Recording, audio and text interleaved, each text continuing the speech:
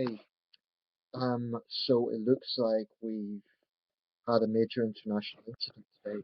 I want to talk a little bit about this, but not at great length, because I have to be cautious and responsible insofar as the details are still emerging. But this is the sort of incident that I quoted in my video about World War III scenarios. This is just the sort of thing that would, lead people to speculate on that. Um, and I really hope both sides show restraint. So basically, today, Turkey has shot down a Russian airliner, and of course, both sides are saying different things. The Turks say that the Russian jet was in their airspace. Russia says they were strictly in the Syrian border, and this was on the Turkish-Syria border. This incident happened. I haven't seen any sort of reports on where exactly the crash site was, but this is a major incident because one of the pilots has died. Um, I think this is comparable to when the United States accidentally bombed the Chinese embassy, or maybe not accidentally if you're a conspiracy theorist, during during the air bombing of Serbia in 1999. And I believe also in the Kosovo War there was very close run incidents between the United States and Russia. Um, this is potentially a very serious situation, and I really hope both sides show restraint. The danger, of course, is neither side's backing down. Um, I haven't heard anything from Erdogan, but Putin's talking tough. He says it's a stab in the back. Sergei Lavrov has already cancelled a meeting to Turkey and urged Russians not to holiday there.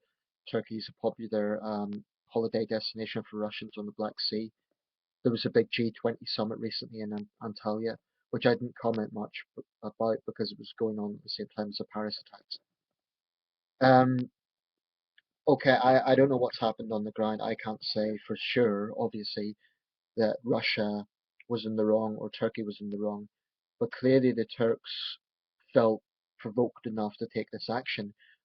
Um, so if it was a mistake, it was very reckless.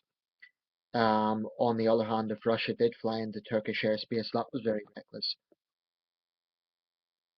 It's worth pointing out that both Obama and Jens Stoltenberg, the NATO Secretary General, have backed Turkey, um, citing Turkish sovereignty. Obama made quite a measured response. I mean, he was clearly pro-Turkey, but he made a measured response insofar as he said both sides need to show restraint. Um, I think this is going to be a very serious situation if it escalates. I hope it doesn't, but I don't think Russia's going to stop its bombing campaign in Syria, and as such, it is very conceivable that such an incident can happen again. As for Turkey, I don't know what sort of action they're going to take after this, if they're going to sort of escalate the situation by saying that Russia has committed a hostile act. Certainly the Russians are very vocal at the moment. I haven't heard anything from Erdogan or the Turkish side except that they insist that it was in their airspace. So the coming days we'll see what happens. This could be a very serious situation, and I hope it's not. I hope it does de-escalate. I will say that, you know, it's true that both countries have a long history of animosity, going back to the Russo-Turkish War in the 1860s, 1870s, to the World War One, to the Turkish War of Independence. There's been a lot of confrontation between these two sides, and I think it was the BBC said this is the first major hostile incident between Russia and a NATO country in 50 years involving a death. If that's accurate, that is very serious.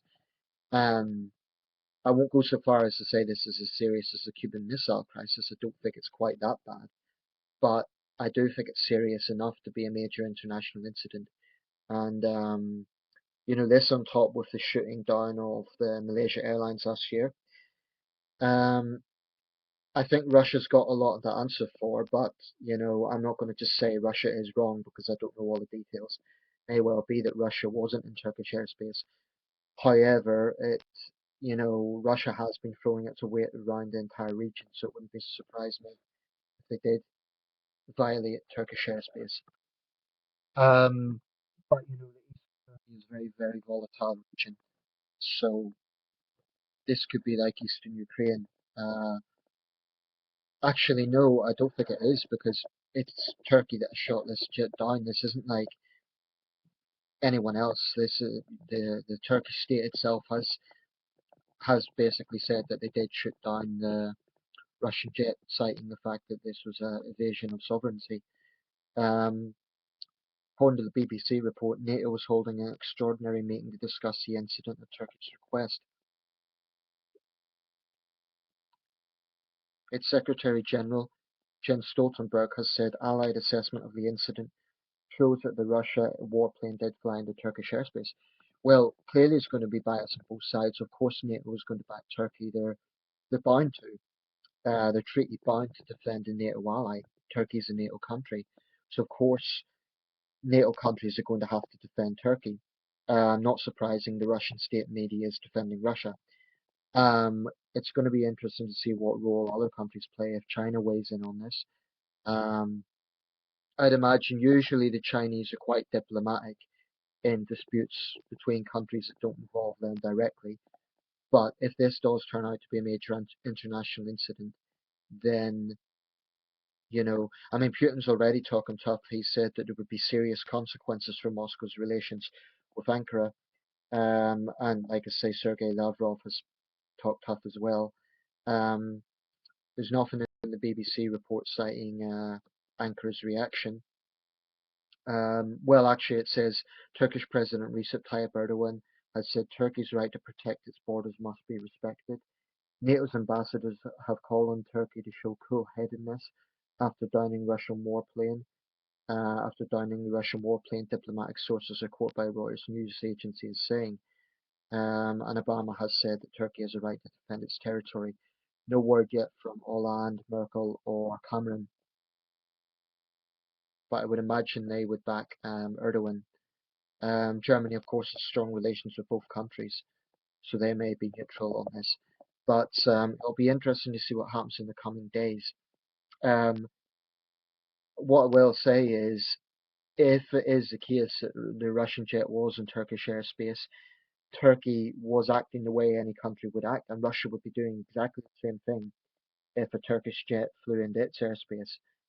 Um, Russia has been behaving in a very expansionist manner for a long time, so it wouldn't surprise me if that is the case.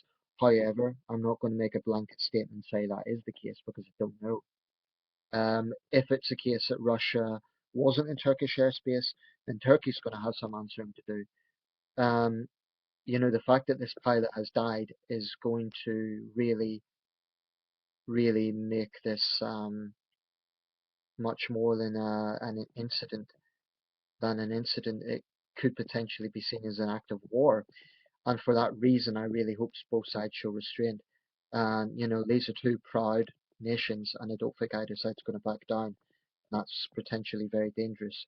So I just hope both sides can show restraint.